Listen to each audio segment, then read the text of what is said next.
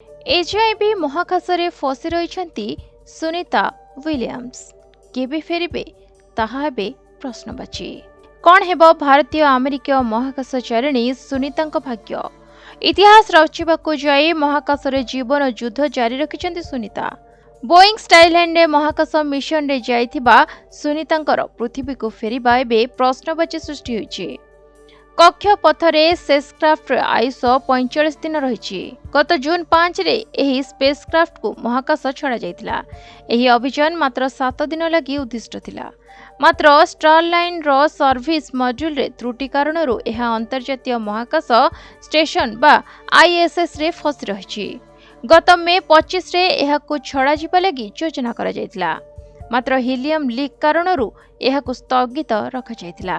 सुनीतांक सह सहयोगी महाकाशचारी अछंती बज विल्मोर।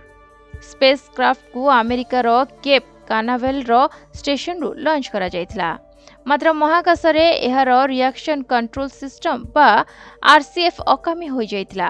फल रे महाकाश अभियान रो समय बढ़ा जिबा सह सेमाने निरापद रे किपरि पृथ्वी पृष्ठ को फेरिबे सेथिलागी वैज्ञानिक माने अप्राण उद्यम जारी करछंती।